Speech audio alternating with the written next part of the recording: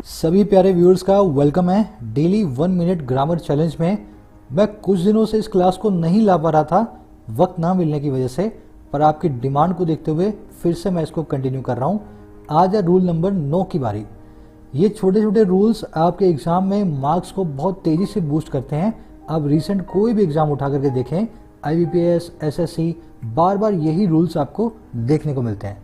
चलिए आज की क्लास को बढ़ाएंगे, थोड़ी लंबी होगी। 5 सेंटेंसेस मैं आपकी स्क्रीन पे दे रहा हूँ, आप कोशिश करें पांचों सेंटेंस के अंदर एरर को फाइंड आउट करने की।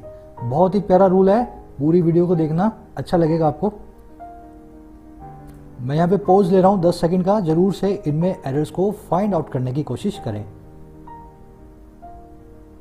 चलिए देखो, अगर समझ में आनी होती तो अभी एरर्स इनमें आपको पकड़ में आ जानी चाहिए थी। अब मैं आपको ये रूल समझाता हूँ। आपको क्या करना है, यहाँ पे जहां जहां प्रेपोजिशंस देख रहे हो, है ना, इन गोलों के अंदर, इन राउंड्स के अंदर जो प्रेपोजिशन है सर्कल्स में, ये है अननेसेसरी प्रेपोजिशंस।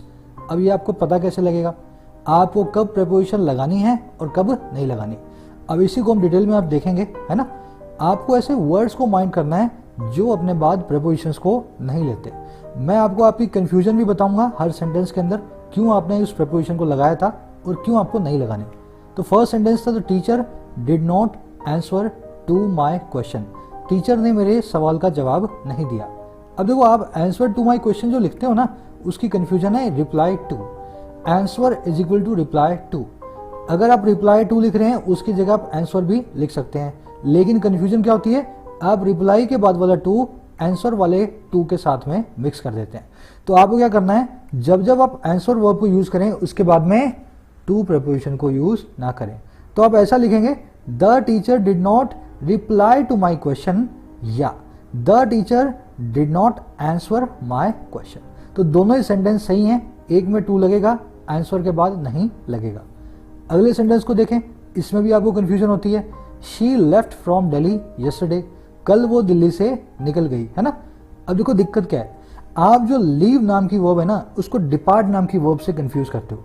डिपार्ट का मतलब होता है निकल जाना, लीव का मतलब होता है निकल जाना। तो लीव के बाद में फ्रॉम नहीं आता, पर डिपार्ट के बाद में ये जो फ्रॉम है ना, ये जरूर आता है। तो यहाँ पे आपने लीव की सेकंड फॉर्म लेफ्ट को यूज किया, पर उसके बाद में भी फ्रॉम यूज कर दिया। सेंटेंस आपका गलत है। सही सेंटेंस बनना चाहिए, शी लेफ्ट दिल्ली यस्टरडे या she departed from Delhi yesterday. दोनों ही सेंटेंस सही हैं। लेफ्ट के बाद में फ्रॉम नहीं लगाएंगे, डिपार्ट के बाद में फ्रॉम लगाएंगे। चलिए तीसरा सेंटेंस देखें। हर सेंटेंस में ऐसी ही कंफ्यूजन है, इसलिए इनको मैंने अलग से लिया है। The principal allowed to everyone to sit in the class. Principal साहब ने अलाउ कर दिया सभी को क्लास में, एग्जाम के अंदर अब बैठ सकते हैं। दिक्कत क्या है, allow is equal to give permission to. तो गिव परमिशन टू तो ठीक है, लेकिन अलाउ के बाद का टू बिल्कुल भी ठीक नहीं है। तो इस टू की वजह से ये सेंटेंस हो गया गलत।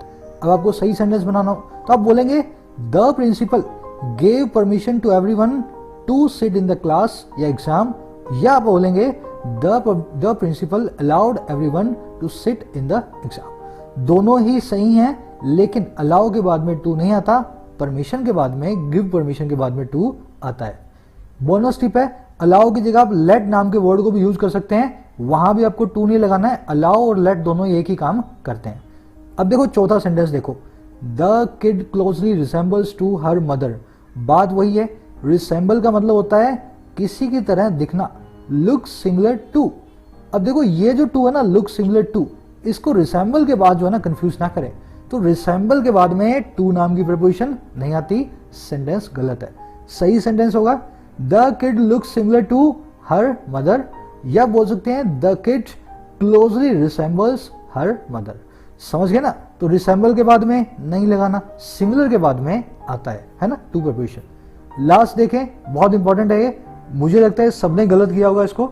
Nobody dare to go inside और आउटसाइड ऑफ द केव। किसी की हिम्मत नहीं हुई या तो केव के अंदर जाने की या केव से बाहर आने की, है ना। इनसाइड और आउटसाइड दोनों वर्ड्स पे आप थोड़ा सा नजर मारें। तो करना क्या है, देखो इनसाइड का मतलब होता है इन द इंटीरियर ऑफ, किसी चीज के अंदर। आउटसाइड का मतलब होता है ऑन द एक्सटीरियर ऑफ, किसी चीज के बाहर। दोनों में ऑफ आ रहा है, इंटीरियर एक्सटीरियर के बाद, पर इनसाइड आउटसाइड के बाद नहीं आता। तो ये जो आप ऑफ देख रहे हो ना, इनके बाद इसकी वजह से ये सेंटेंस गलत हो गया। इंटीरियर एक्सटीरियर से इसको कंफ्यूज ना करें। तो आपको बोलना चाहिए nobody dare to go inside the cave and nobody dare to go outside the cave. I hope ये छोटी सी क्लास आपको पसंद आई होगी और ऐसी क्लासेस लाऊंगा। जरूर से एक लाइक और सब्सक्राइब चैनल को दें। इन वीडियोस को शेयर करने से मैं कोशिश करूंगा इन वीडियोस को मैं और ज्यादा फ्रीक्वेंसी के साथ और क्वालिटी के साथ आपको प्रेजेंट करूं। चलिए जरूर से शेयर देना। Signing out.